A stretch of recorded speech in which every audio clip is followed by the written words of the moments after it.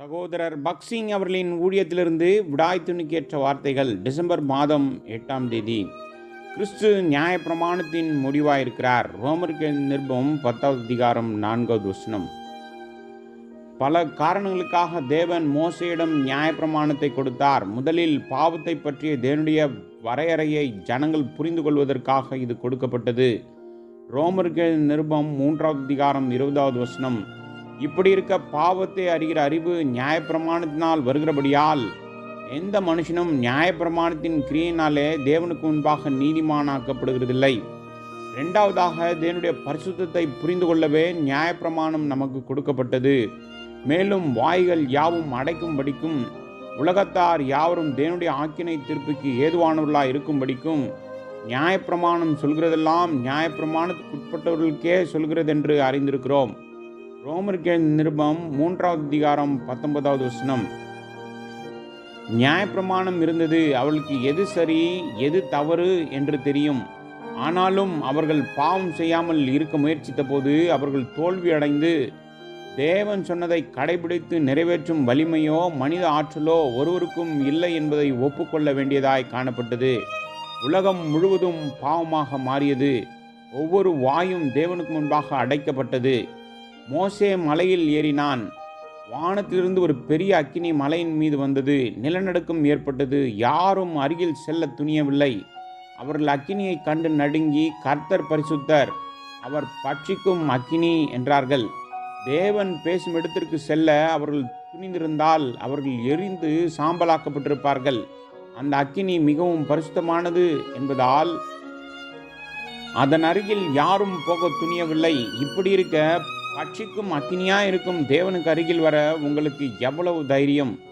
இது தேவனுடைய பரிசுத்தத்தின் ஒரு சிறிய கிரியையாகும். தேவன் சொல்கிறார், இந்த பார்வையுடன் உங்களை ஒப்பிட்டு உங்கள் கைகளையும் கால்களையும் பார்த்து நீங்கள் பரிசுத்தமானவரா என்று கேளுங்கள். பின்னர் என் அக்கினிக்கு அருகில் வாருங்கள். அங்கு மோசேயை தவிர வேறு யாரும் மலையின் மீது ஏற அனுமதிக்கப்படவில்லை. இப்படியாக ஒவ்வொரு மனிதனின் வாயும் அடைக்கப்பட்டது. மூன்றாவதாக, பாவம் எவ்வளவு கொடியது என்பதை அறிய நமக்கு உதவுவதற்காகவே நியாயப்பிரமாணம் கொடுக்கப்பட்டது. இப்படி இருக்க நன்மையானது எனக்கு மரணமாயிற்றோ? அப்படியல்ல, பாவமே எனக்கு மரணமாயிற்று. பாவம் கற்பனையினாலே மிகுந்த பாவமுள்ளதாக்கும்படிக்கு அது நன்மையானதை கொண்டு எனக்கு மரணத்தை உண்டாக்கினதினாலே பாவமாகவே விளங்கும்படிக்கும் அப்படியாயிற்று. ரோமருக்கு நிருபம் 7வது அதிகாரம் 13வது வசனம். பாவத்தை இன்னும் அதிகமாக உணர்த்த நியாயப்பிரமாணம் கொடுக்கப்பட்டது. வேறு வார்த்தைகளில் கூறுவதானால் பாவம் எவ்வளவு ஆபத்தானது, அழிவுகரமானது மற்றும் பயங்கரமானது என்பதை புரிந்து கொள்ள இது உதவுகிறது.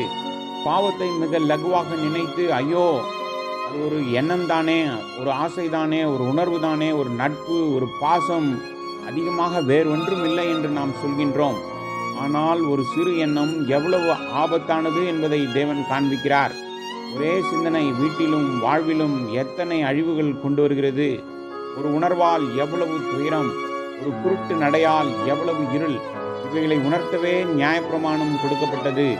நான்காவதாக, கலாத்தியருக்கு நிருபம் 3வது அதிகாரம் 24வது வசனத்தின்படி கிறிஸ்துவிடம் நம்மை கொண்டு வருவதற்காக நியாயப்பிரமாணம் கொடுக்கப்பட்டது. ஆகையால் நாம் விசுவாசத்தினாலே நீதிமான்களாக்கப்படும்படி நியாயப்பிரமாணம் நம்மை கிறிஸ்துவினிடத்தில் கொண்டு வருவதற்கு நம்முடைய உபாத்தியராக இருந்தது. நியாயப்பிரமாணத்தினால் ரட்சிப்பு இல்லை. அதாவது பலியிடப்பட்ட அனைத்து பலிகளும் விருத்த சேதனமும் கட்டளைகளும் கர்த்தராகிய இயேசு கிறிஸ்துவுக்கென்று நம்மை ஒரு ஆசிரியரை போல ஆயத்தம் செய்து பயிற்றுவிக்கிறது. மேலும் அவர் வந்தபோது இனி பள்ளி ஆசிரியர் தேவையில்லை. ஏனெனில் விசுவாசிக்கிற எவனுக்கும் நீதி உண்டாக்கும்படிக்கு கிறிஸ்து நியாயப்பிரமாணத்தின் முடிவாயிருக்கிறார். கிறிஸ்து நியாயப்பிரமாணத்தின் முடிவாயிருக்கிறார். நியாயப்பிரமாணத்திற்கு முற்றுப்புள்ளி வைத்தார் என்பதை இந்த வார்த்தைகள் எவ்வளவு தெளிவாக நமக்கு கொடுக்கிறது.